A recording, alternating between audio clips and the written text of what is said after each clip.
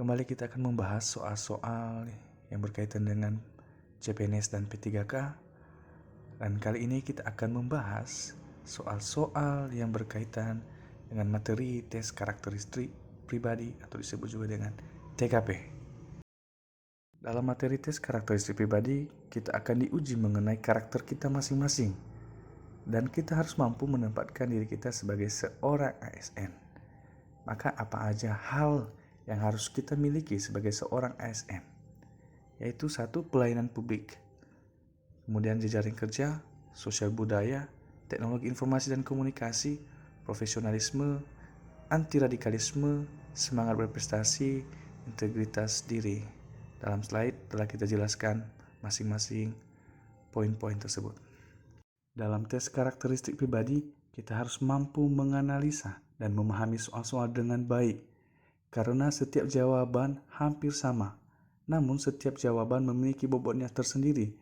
Dimulai dari bobot terendah yaitu 1, 2, 3, 4 hingga paling tinggi yaitu 5. Maka sangat-sangat dibutuhkan kejelian dan juga pemahaman yang baik dalam mengerjakan setiap soal yang ada.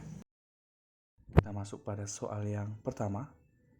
Sebagai peserta lomba dalam hari ulang tahun perusahaan di tempat Anda bekerja, yang diikuti oleh semua kolega perusahaan, maka Anda akan A. Anda akan berpartisipasi mewakili perusahaan. B. Tak cukup berpartisipasi saja, saya harus menjadi juara. C. Paling penting tingkatkan kebersamaan antara tim dan kolega. D.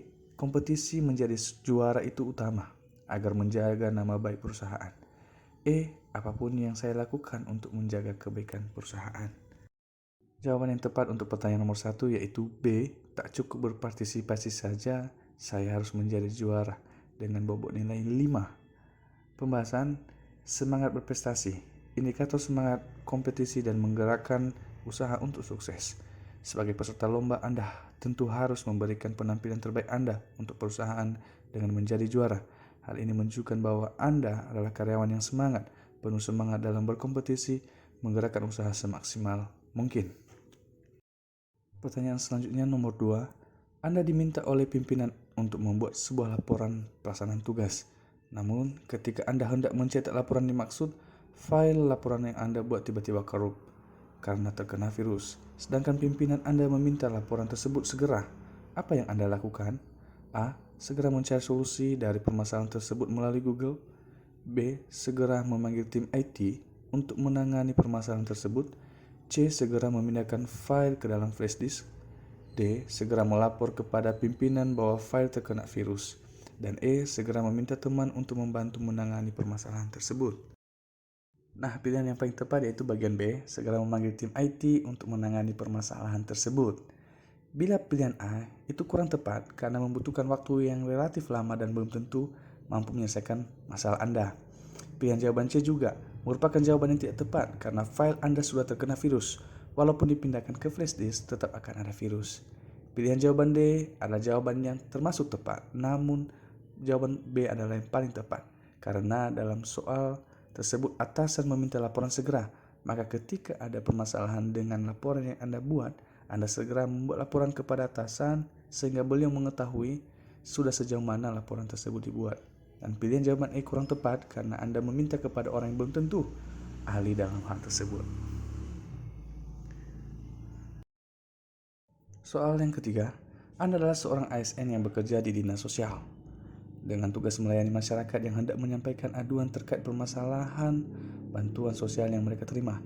Tiba-tiba seseorang datang kepada Anda dan menanya berkas persyaratan untuk memperoleh bantuan sosial. Padahal persyaratan tersebut sudah terpasang di banner dekat pintu masuk. Sikap Anda adalah A. Mengarahkannya kepada petugas yang menerima tamu. B. Meminta kepada yang bersangkutan agar menunggu giliran sesuai nomor antrian. C. Menjelaskannya sambil melanjutkan pekerjaan Anda sebelumnya. D. Memanggil rekan kerja Anda yang lain supaya menjelaskan kepada orang tersebut. Dan E. Meminta maaf dan menyampaikan bahwa persyaratan tersebut ada pada banner dekat pintu masuk. Jawaban yang paling tepat untuk soal nomor 3 yaitu bagian E.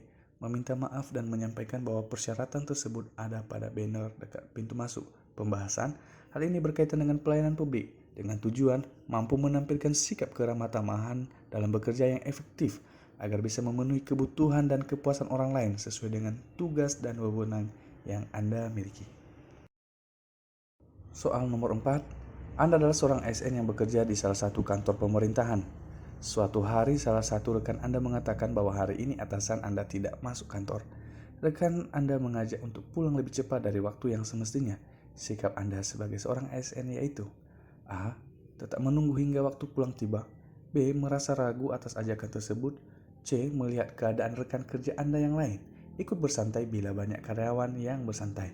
D. Bersantai setelah memastikan tidak ada yang mengawasi. Dan E. Mengikuti ajakan rekan kerja tanpa mempertimbangkannya. Jawaban yang tepat untuk soal nomor 4 yaitu bagian A, tetap menunggu hingga waktu pulang tiba. Pembahasan hal ini berkaitan dengan integritas diri sebagai tolak ukur tingkat kejujuran dan kualitas moral seseorang dalam kesehariannya ataupun pekerjaan. Soal nomor 5, Anda adalah seorang atasan yang membawahi banyak sekali anggota. Anda sering memotivasi bawahan Anda agar tidak menimbulkan kekeliruan dalam pekerjaan. Maka A. Anda dapat melakukan kekeliruan dalam pekerjaan karena Anda adalah atasannya. B. Sesekali Anda boleh melakukan kekeliruan dalam pekerjaan. C. Peraturan tersebut hanya untuk bawahan dan bukan untuk atasan. D. Anda tidak boleh melakukan kekeliruan dalam pekerjaan. Dan E. Lebih baik Anda tidak melakukan kekeliruan tersebut. Pilihan jawaban yang tepat yaitu bagian D. Anda tidak boleh melakukan kekeliruan dalam pekerjaan. Pembahasan profesionalisme berkaitan dengan pelaksanaan tugas dan fungsi sesuai dengan tujuan jabatan. Juga bertujuan untuk mengetahui pemahaman Anda atas pentingnya kontribusi tim atau rekan kerja dalam mencapai tujuan organisasi. Sehingga sebagai atasan, Anda tidak boleh melakukan kekeliruan karena akan mempengaruhi juga bawahan Anda dalam pekerjaan. Baik, sekian dulu pembahasan soal pada hari ini. Nantikan pembahasan soal yang lainnya. Bila terdapat kesalahan dalam penyampaian, juga soal-soal serta jawaban yang kami sampaikan, mohon untuk dimaafkan. Terima kasih. Yahoo.